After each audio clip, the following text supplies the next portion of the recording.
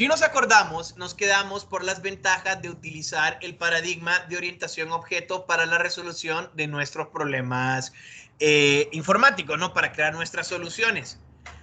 La orientación a objetos puede describirse, según este autor,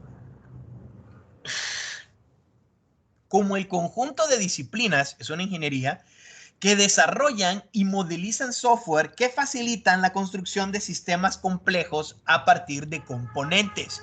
La frase trillada, divide y vencerás. O sea, yo tengo un problema grande, ese problema grande lo divido en problemas más pequeños, o veo de manera holística cuáles son cada una de esas partes y me dedico a trabajar en esas partes para que al final, cuando estén interactuando, porque interactúan, eso funcione. Acordémonos que un sistema es un conjunto de elementos que se relacionan entre sí con un fin común. Si yo veo mi programa como lo que es un sistema informático, tiene varios módulos. Tiene la parte de clientes, tiene la parte de proveedores, tiene la parte de inventarios, y el inventario tiene agregar stock, sacar de inventario, poner en el waste, tiene varios módulos más pequeños todavía. Entonces, la orientación a objeto puede describirse como un conjunto de disciplinas, porque hay varias técnicas que vamos a utilizar, que desarrollan y modelizan software, ¿sí? Siendo facilitado por sistemas complejos gracias a que lo hacemos de manera modular, lo hacemos por componentes. El atractivo es proporcionar conceptos y herramientas que permiten modelar y representar el mundo real, tan fielmente como sea posible. Ojo con esta parte de acá.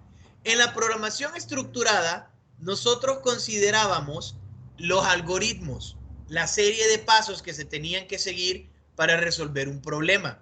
En programación orientada a objetos, lo que yo voy a pensar es cómo funciona el mundo real. Y ese mundo real lo voy a representar en objetos que interactúan entre sí para poder solventar ese problema. ¿Ok? Entre más me acerque yo a la realidad, más fácil voy a resolver el problema, porque así es como nosotros pensamos. Dejo de pensar de manera algorítmica.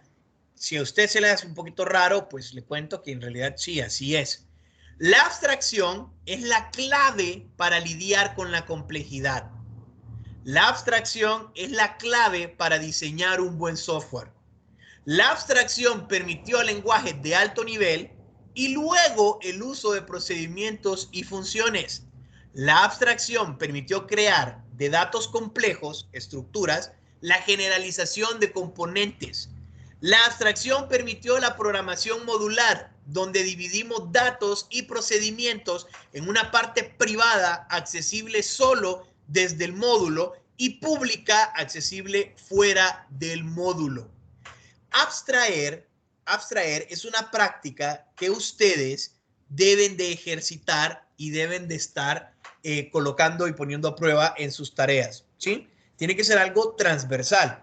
Esa actividad cognitiva de poder definir algo a partir de las características comunes de la generalización es la clave para diseños de bases de datos relacionales y correctos diagramas de clases, que ya se los he mencionado. Pasar de un diagrama entidad-relación a un diagrama de clases es 1 a 1. Con un diagrama de clases yo puedo obtener la base de datos, con una base de datos yo puedo obtener un diagrama de clases. Esa parte potencia mucho la programación orientada a objetos. Los principios en los que se apoya el paradigma de programación orientada a objetos son los siguientes. Objetos como instancia de una clase. Cuando alguien les pregunte de aquí en adelante qué es un objeto es la instancia de una clase. Más adelante vemos a detalle qué es eso de instanciar, porque el término, según la RAE, tiene que ver con institucionalizar algo y nosotros lo vemos un poquito diferente. Los métodos y los mensajes. Nosotros vamos a tener objetos, ¿sí? Nosotros vamos a tener objetos y esos objetos son instancias de clases, pero esos objetos tienen métodos y esos objetos interactúan con los demás objetos. Esa interacción se da a partir del paso de mensajes. tal como ustedes lo han visto en sistemas operativos o como cuando ustedes lo vieron en funciones. Mandaban a llamar una función y ese llamado de función podía o no incluir parámetros y la función le retornaba un valor y si era un procedimiento no retornaba nada. Pero esos mensajes, ese paso de mensajes dentro de un objeto y de un objeto a otro es uno de los principios del paradigma de programación orientada a objetos. Las clases se organizan para modelar el mundo real siguiendo estas relaciones. En primer lugar, hay una herencia. Es una generalización o una especialización. Por ejemplo, yo tengo el ser vivo, ¿sí? Tengo un ser vivo, tengo mamífero, tengo canes, tengo un Rottweiler, por decir algo. Si yo puedo especializarme yendo de lo más general a lo más específico. O puedo hacer una generalización, irme de lo más específico a lo más general. Entonces, por ejemplo, yo puedo tener una imagen de una flor y esa flor es una mar Pacífico. Mar Pacífico es una flor, es una flora, ¿sí? ¿Ok? Se va. O puedo decir, es una planta. Sí, pero ¿qué planta? Es una flor. Sí, pero ¿qué flor? Es una mar Pacífico. Sí, pero ¿qué mar Pacífico? Es una mar Pacífico salvaje. ¿De qué color? De color rojo. Puedo generalizar y puedo especializar. Y esa relación es una relación de herencia. Hay una relación entre lo que estoy especificando porque viene de algo más general.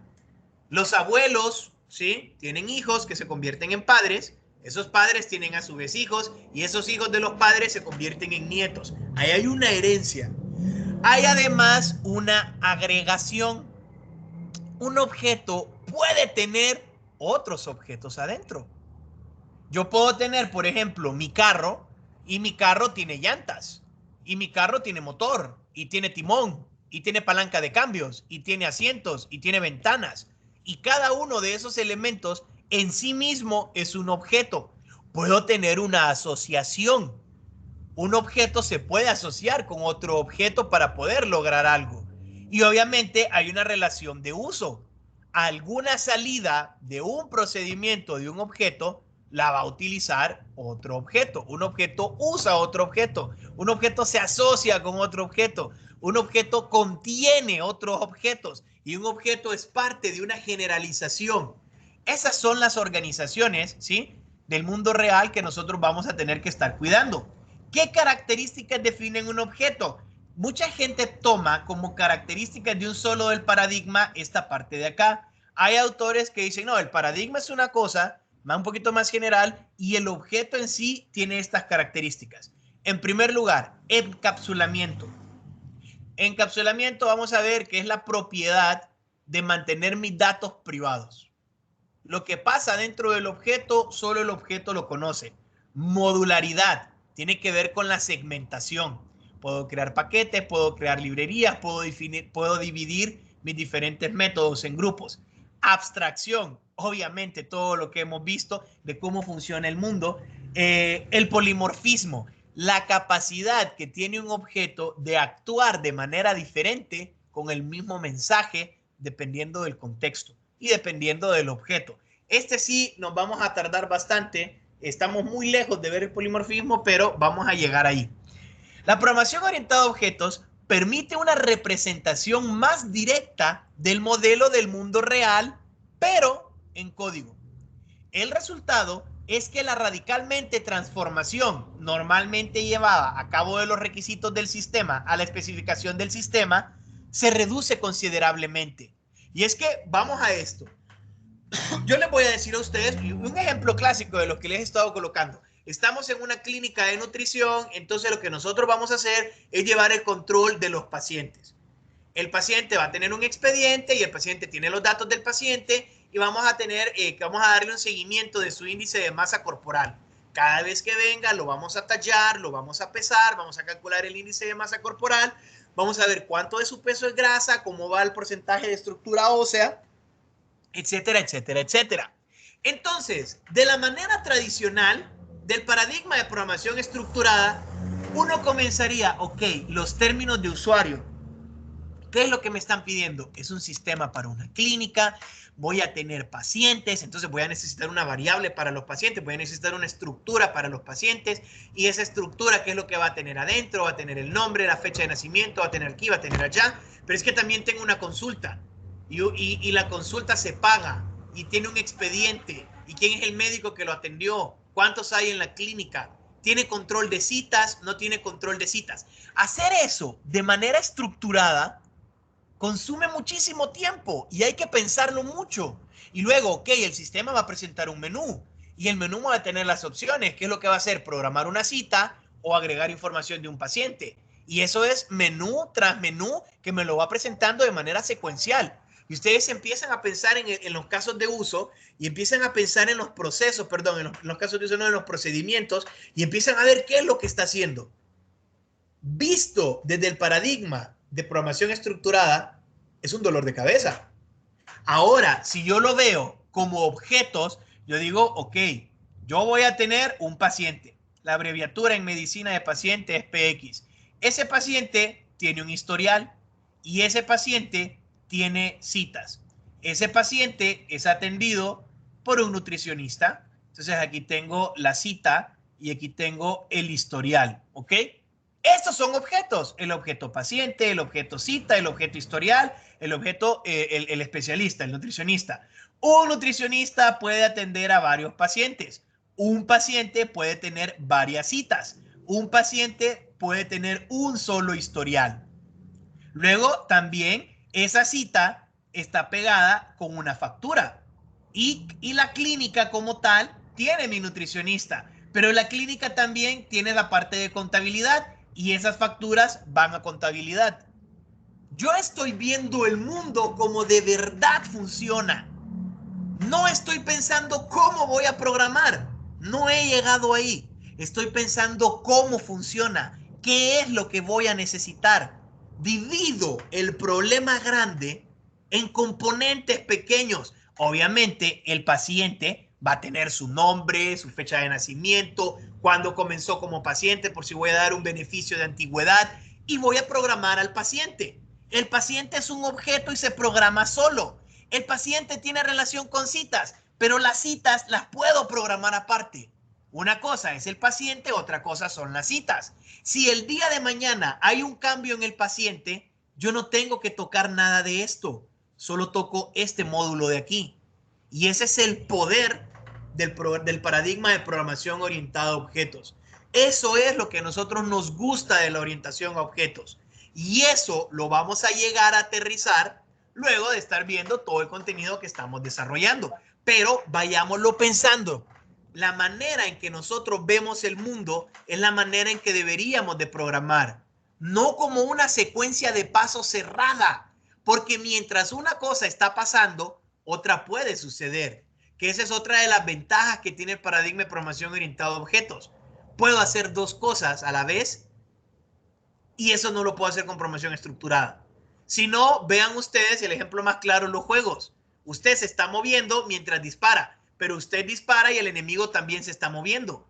Son dos cosas que están pasando a la vez. ¿Sí? Son dos hilos que están corriendo. Entonces, igual, yo puedo estar ingresando los datos de un paciente y que me salga un recordatorio o una alerta en la ventana inferior.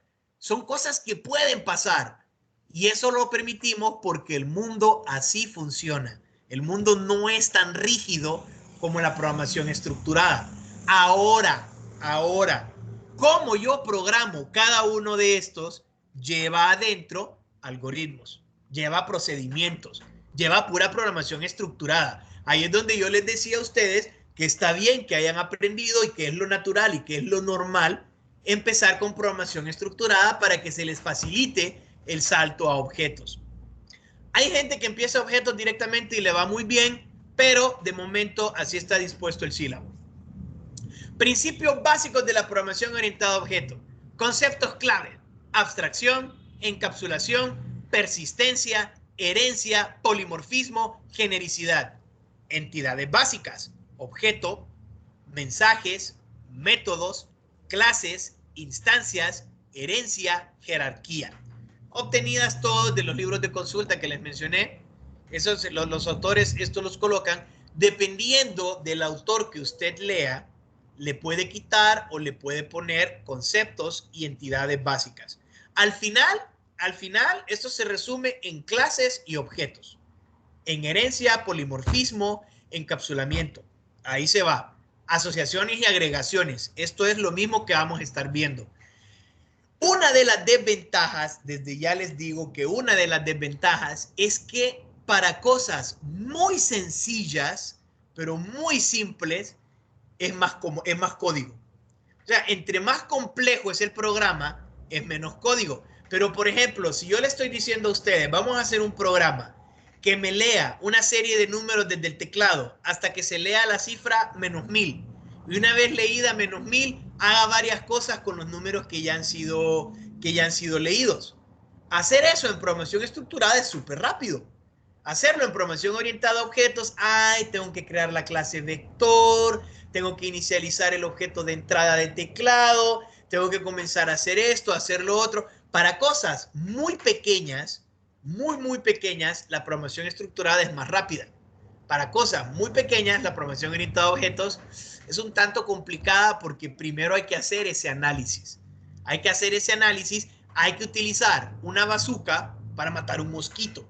Véanlo de esa manera. Entonces, ustedes tienen una guía de ejercicios. Esa guía de ejercicios es estructurado con Java. Si lo quieren ir pensando como objetos, sería un plus y sería muy bien, sería de mucho beneficio para su formación, pero no se vayan a desesperar, porque también acuérdense, es un cambio de chip, es un cambio de paradigma.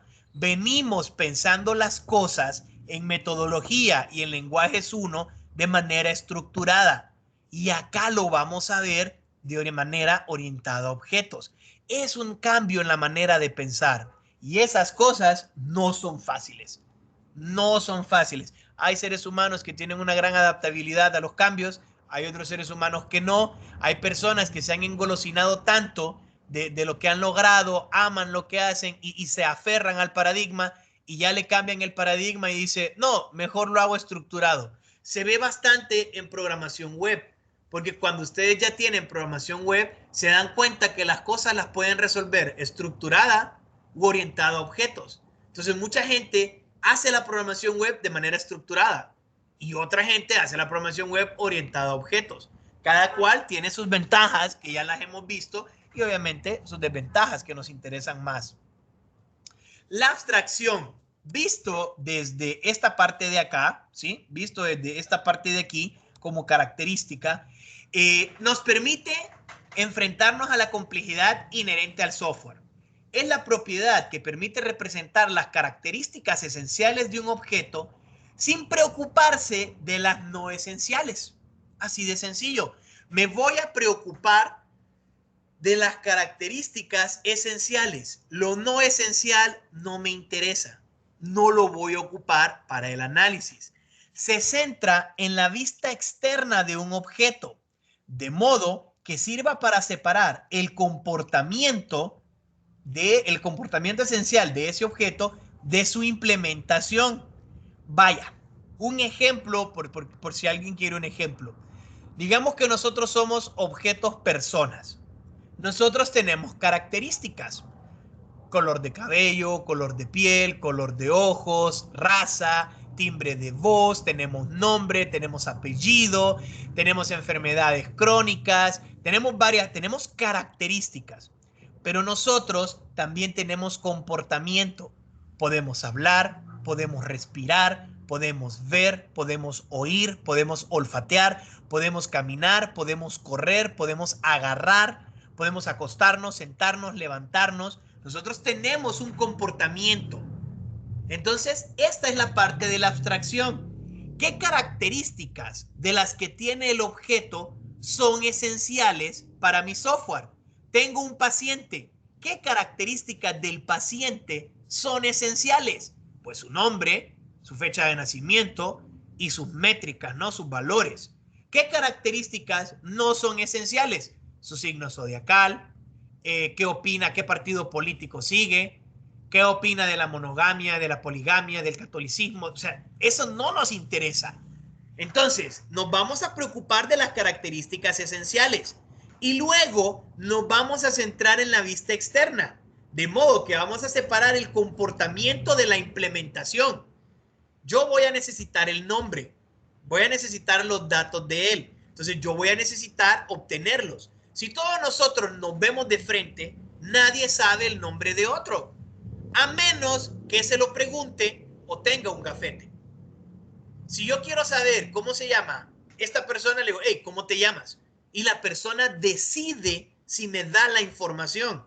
Eso es encapsulamiento. Solo el objeto conoce la información del objeto.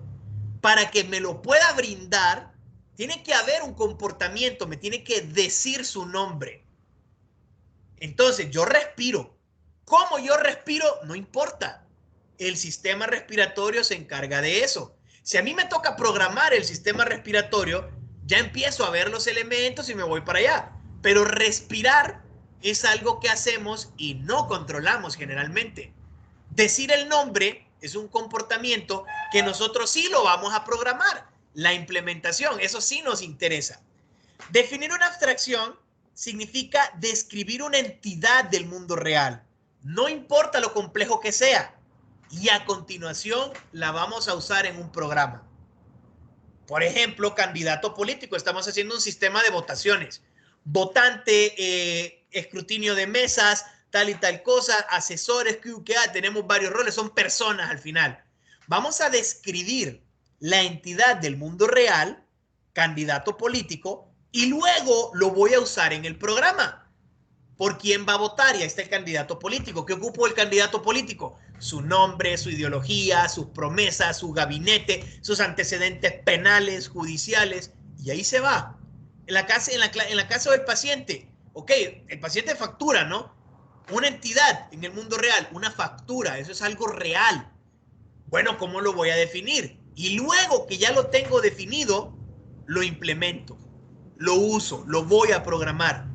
El elemento clave de la programación orientada a objetos, y todos los autores van a coincidir en esto, es la clase.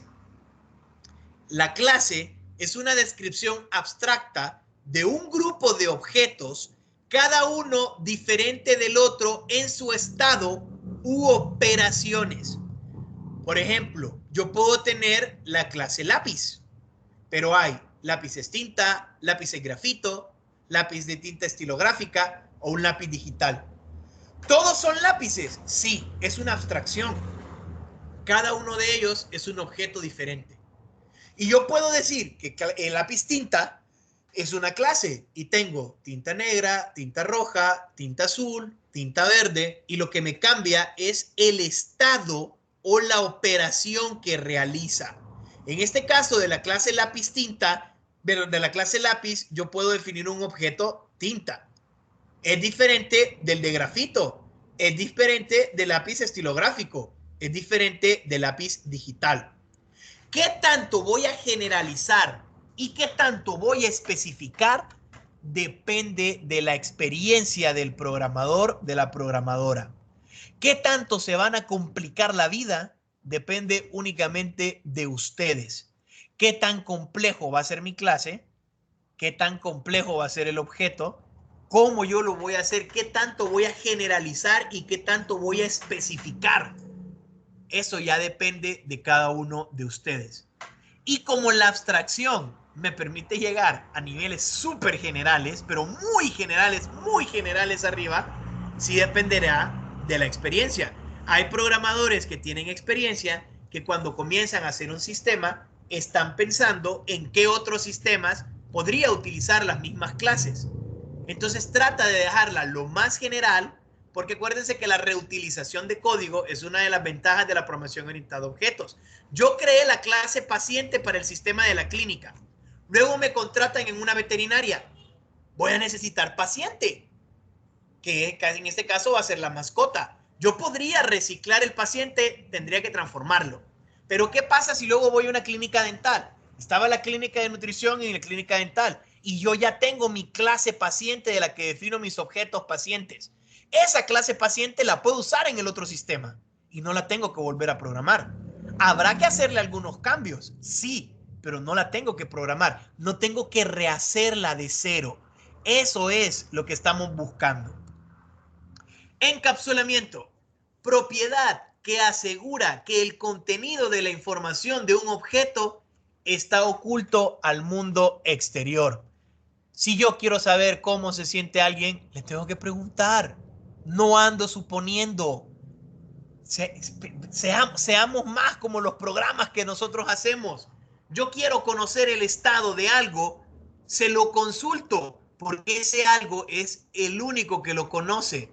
Quiero saber el nombre de ese paciente, se lo tengo que preguntar. Quiero saber el índice de masa corporal, se lo tengo que preguntar. Quiero saber cuál es el problema con este cachorro, tengo que ver el expediente, lo tengo que preguntar. El encapsulamiento es esa propiedad que asegura la privacidad de la información. Hoy por hoy, ustedes tienen un serio problema en la programación estructurada. Ustedes vienen y definen las variables al inicio del programa. Cualquier persona que vea el código fuente puede ver el nombre de las variables, puede ver el tipo de la variable, puede ver dónde la utiliza y puede manipularla.